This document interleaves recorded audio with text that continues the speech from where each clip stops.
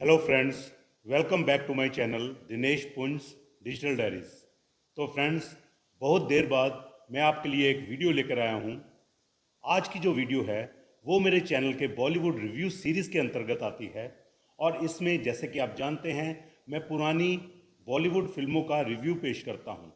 तो फ्रेंड्स, आज जिस फिल्म का रिव्यू मैं आपके सामने पेश करने जा रहा हूँ वो एक फैमिली ड्रामा रोमांटिक फिल्म है जिसके कि मधुर संगीत ने बहुत लोगों को इस फिल्म का और इसके संगीत का दीवाना बना दिया था। लेकिन इससे पहले कि मैं ये रिव्यू शुरू करूं, मैं चाहूँगा कि अगर आप मेरे चैनल पर नए हो या अगर आपने मेरे चैनल को अभी तक सब्सक्राइब नहीं किया है तो प्लीज़ इसे सब्सक्राइब करें और साथ में दिया गया बेल आइकन जरूर क्लिक करें ताकि मेरे चैनल पर हर एक नई वीडियो जो आती है उसकी नोटिफिकेशन सबसे पहले आप तक पहुंचे। तो फ्रेंड्स, आज जिस फिल्म का रिव्यू मैं आपके सामने पेश करने जा रहा हूँ वो है सन 1962 में आई हिंदी ड्रामा फिल्म असली नकली। इस फिल्म के प्रोड्यूसर थे एल बी लक्ष्मण और एल बी ठाकुर और इसे डायरेक्ट किया था विश्व प्रसिद्ध डायरेक्टर ऋषिकेश मुखर्जी जी ने। इस फिल्म में मुख्य भूमिकाएं निभाई थीं देवानंद, साधना, लीला चिटनिस, अनवर हुसैन, संध्या रॉय और केष्ट मुखर्जी ने। इस फिल्म के कुल 7 गीत हैं जिन्हें कलमबद्ध किया था कलम के जादूगर जनाब हसरत जयपुरी और शैलेंद्र ने, और इन गीतों को संगीत से संवारा था उस समय की मशहूर संगीतकार जोड़ी शंकर जयकिशन ने। 27 नवंबर 1962 को रिलीज हुई इस फिल्म का एक एलपी रिकॉर्ड मेरी विंटेज रिकॉर्ड कलेक्शन का एक हिस्सा है। तो फ्रेंड्स, इस रिकॉर्ड के साइड 2 पर जो गाने हैं वो हैं कल की दौलत आज की खुशियां मोहम्मद रफ़ी का द्वारा गाया हुआ, लाख छुपाऊं छुप ना सकेगा लता मंगेशकर द्वारा गाया हुआ, तुझे जीवन की डोर से बांध लिया है लता मंगेशकर और मोहम्मद रफ़ी की आवाज़ में, प्यार का साज भी है मोहम्मद रफ़ी की आवाज़ में, तेरा मेरा प्यार अमर लता मंगेशकर की आवाज़ में, गोरी ज़रा हंस दे तू मोहम्मद रफ़ी की आवाज़ में। तो चलिए फ्रेंड्स, अब हम इस फिल्म की कहानी की ओर रुख करते हैं। आनंद यानी कि देवानंद एक अमीर व्यापारी राय बहादुर जानकी दास यानी कि नाजिर हुसैन का पोता है। राय बहादुर चाहते हैं कि आनंद की शादी रेखा यानी कि इंदिरा के साथ हो। रेखा एक अमीर खानदान की इकलौती औलाद है जो कि एक बहुत बड़ी जायदाद की वारिस है, लेकिन आनंद को रेखा में कोई दिलचस्पी नहीं होती। इसी बात को लेकर राय बहादुर और आनंद में कहासुनी हो जाती है। आनंद घर छोड़ देता है और अपनी काबिलियत और प्रतिभा दिखाने के लिए बंबई चला जाता है। बंबई में आनंद की मुलाकात मोहन यानी कि अनवर हुसैन से होती है। शहर में नया आया देखकर मोहन आनंद को अपने घर ले जाता है। आनंद अब मोहन के साथ अस्थायी रूप से रहने लगता है और काम की खोज करता है।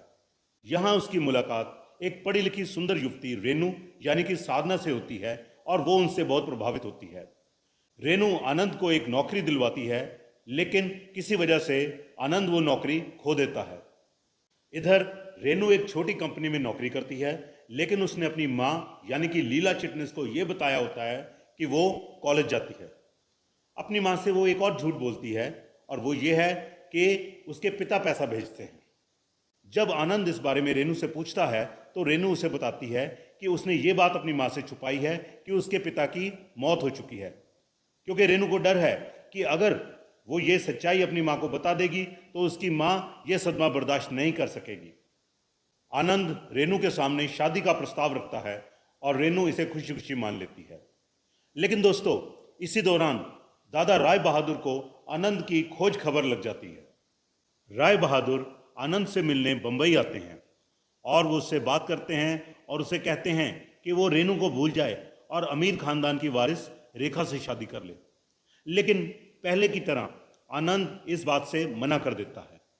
अब राय बहादुर रेनू को यह कहकर ब्लैकमेल करता है कि अगर वो आनंद के रास्ते से नहीं हटेगी तो वो उसकी माँ को उसके पिता की मौत की सच्चाई बता देगा।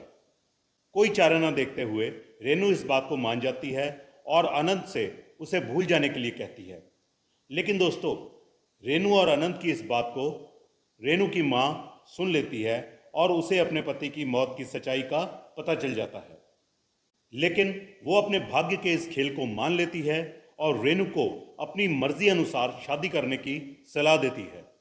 तो फ्रेंड्स, अंत में रेणु और आनंद एक दूसरे से शादी कर लेते हैं। राय बहादुर भी रेणु को अपनी बहू के रूप में स्वीकार कर लेते हैं और अपनी सारी जायदाद उसके नाम कर देते हैं। एक निर्देशक के रूप में ऋषिकेश मुखर्जी इस फिल्म में मैच्योरिटी के साथ आते हैं और एक हेल्दी फैमिली एंटरटेनमेंट की एक नई शैली को विकसित करते हैं। फ्रेंड्स, इस फिल्म की कहानी आंशिक रूप से ब्रिटिश नॉवलिस्ट जेफरी फर्नॉल की 1917 में आई romantic novel the definite object से इंस्पायर्ड है। कुल मिलाकर देखा जाए तो यह फिल्म सभी कलाकारों के शानदार अभिनय के कारण एक हेल्दी एंटरटेनमेंट पेश करती है। डायरेक्टर ऋषिकेश मुखर्जी ने भी अपनी पूरी सक्षमता के साथ इस फिल्म का निर्देशन किया है। इस फिल्म में कैरेक्टर आर्टिस्ट मोतीलाल का एक बहुत प्रसिद्ध डायलॉग है, जब वो देवानंद को चीजों को नियंत्रित करने की बजाय उन्हें जाने देने की सलाह देते हैं। दोस्तों, ये सीन एक क्लब में फिल्माया गया है, जहां वो देवानंद को कहते हैं कि यदि आप रेत को पकड़ने की कोशिश करेंगे तो वो आपकी उंगलियों से निकल जाएगी, लेकिन अगर आप अपनी हथेली खुली रखेंगे तो वो आपकी हथेली में ही रहेगी। इस फिल्म का एक और सीन है जिसमें नाजिर हुसैन देवानंद से एक मूर्ति की कारीगरी की प्रशंसा करते दिखाए गए हैं। डायरेक्टर ऋषिकेश मुखर्जी ने 1973 में अपने द्वारा निर्देशित फिल्म नमक हराम में यही सीन ओम शिवपुरी और अमिताभ बच्चन के ऊपर दिखाया है।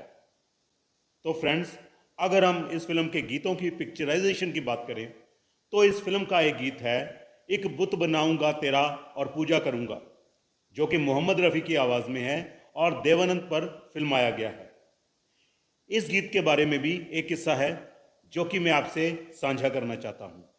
इस फिल्म के एक और गीत तुझे जीवन की डोर से बांध लिया है का प्रयोग धर्मेंद्र की फिल्म गुड्डी में उनके ऊपर फिल्माए गए एक ड्रीम सीक्वेंस में किया गया है। अगर डायरेक्शन की बात करें तो डायरेक्टर ऋषिकेश मुखर्जी की फिल्मों में खामी ढूंढना रुई में से सुई ढूंढने के बराबर था। उनके द्वारा बनाए गए कैरेक्टर्स ना सिर्फ लोकप्रिय थे, बल्कि उन्होंने उन कैरेक्टर्स को इस तरह से अपनी फिल्म की कहानी में पिरो दिया था कि दर्शक उस फिल्म का आनंद लिए बगैर नहीं रह सकते थे। इस फिल्म को अगर डिटेल में देखा जाए तो इस फिल्म में खामियां ना के बराबर हैं। इस फिल्म की कहानी, इसका हर कैरेक्टर, हर सीन बेजोड़ बन पड़ा है। इन सब चीज़ों के साथ साथ इस फिल्म के गीत, जिन्हें कलमबद्ध किया है कलम के जादूगर जनाब हसरत जयपुरी साहब और शैलेंद्र साहब ने, और जिन्हें संगीत से संवारा है मशहूर संगीतकार जोड़ी शंकर जयकिशन ने, इन गीतों ने भी इस फिल्म की प्रसिद्धि में चार चांद लगा दिए हैं। अगर हम इस फिल्म के बजट और कलेक्शन की बात करें तो सन 1962 यानी कि 1962 में साल की सबसे ज़्यादा कमाई करने वाली फिल्मों की लिस्ट में यह फिल्म 5वें स्थान पर आई। इस फिल्म का बजट था 32 लाख रुपए। Box office life time India पर इस फिल्म ने 90 लाख रुपए की कमाई की। इस फिल्म का वर्ल्ड वाइड कलेक्शन था 1 करोड़ 80 लाख रुपए। फैमिली ड्रामा, रोमांस और म्यूजिकल ब्लॉकबस्टर यह फिल्म हिट साबित हुई। चौथे स्थान पर आई विजय भट्ट द्वारा निर्देशित फिल्म हरियाली और रास्ता। 21 जुलाई 1962 को रिलीज हुई इस फिल्म में मुख्य भूमिकाएं निभाई थी मनोज कुमार, माला सिन्हा और शशिकला ने। हरियाली और रास्ता का कुल बजट 35 लाख रुपए था और इसने इंडियन बॉक्स ऑफिस पर करीब 95 लाख रुपए की कमाई की। इस फिल्म का बॉक्स ऑफिस कलेक्शन करीब 2 करोड़ रुपए था। यह फिल्म भी इंडियन बॉक्स ऑफिस पर हिट साबित हुई। तीसरे स्थान पर काबिज रही एक्शन, कॉमेडी, मिस्ट्री और यादगार नगमों के लिए मशहूर फिल्म प्रोफेसर। राज खोसला द्वारा निर्देशित यह फिल्म 2 दिसंबर सन 1962 को रिलीज हुई थी। इस फिल्म में मुख्य भूमिकाएं निभाई थी शम्मी कपूर, कल्पना और ललिता पवार ने। इस फिल्म का कुल बजट 32 लाख रुपए था और इसने box office life time India पर करीब 1 करोड़ रुपए का व्यापार किया। और दोस्तों, इस फिल्म का world wide collection 2 crore plus था। 1962 की सबसे ज्यादा कमाई करने वाली फिल्मों की लिस्ट में दूसरे स्थान पर चलते हैं। दूसरे स्थान पर 26 जून 1962 को रिलीज हुई डायरेक्टर राज खोसला की एक्शन, कॉमेडी और मिस्ट्री से भरपूर फिल्म आई और जिसका नाम था एक मुसाफिर एक हसीना। जॉय मुखर्जी, साधना शिवदासानी और राजेंद्र कुमार अभिनीत इस फिल्म ने इंडियन बॉक्स ऑफिस पर 1,25,00,000 रुपए का कारोबार किया। इस फिल्म का वर्ल्ड वाइड कलेक्शन था 2.5 करोड़ रुपया। इस हिसाब से यह फिल्म भी सुपरहिट साबित हुई। हम बात कर रहे हैं विश्वजीत, वहीदा रहमान, मदन पुरी और असित सेन अभिनीत डायरेक्टर बीरेन नाग की फिल्म 20 साल बाद की। इस फिल्म का बजट था करीब 35 लाख रुपए और इसने इंडियन बॉक्स ऑफिस पर 1.5 करोड़ रुपए की कमाई की। इस फिल्म की वर्ल्ड वाइड कलेक्शन थी करीब 3 करोड़ रुपए। इस हिसाब से यह फिल्म उस साल की सुपर डुपर हिट फिल्म साबित हुई। तो फ्रेंड्स, ये था सन 1962 में आई फिल्म असली नकली का मेरा रिव्यू वीडियो। कैसा लगा मेरा ये वीडियो फ्रेंड्स आपको? अगर आपको मेरा ये वीडियो पसंद आया हो तो प्लीज़ इसे लाइक करें, एक अच्छा सा कमेंट दें और अपने ज़्यादा से ज़्यादा ग्रुप्स में शेयर करें। और फ्रेंड्स, जाते जाते मैं आपसे एक निवेदन करना चाहूँगा कि अगर आप मेरे चैनल पर नए हो या अगर आपने मेरे चैनल को अभी तक सब्सक्राइब नहीं किया है तो प्लीज़ इसे सब्सक्राइब करें और साथ में दिया गया बेल आइकन क्लिक करें ताकि मेरे चैनल पर हर नई वीडियो जो आती है उसकी नोटिफिकेशन सबसे पहले आप तक पहुंचे। तो फ्रेंड्स, आज के वीडियो में इतना ही। बहुत जल्द मिलते हैं एक नए वीडियो के साथ, एक नए टॉपिक के साथ और एक नए स्थान पर। तब तक के लिए दोस्तों प्लीज़ अपना ख्याल रखिए। Take care. नमस्कार।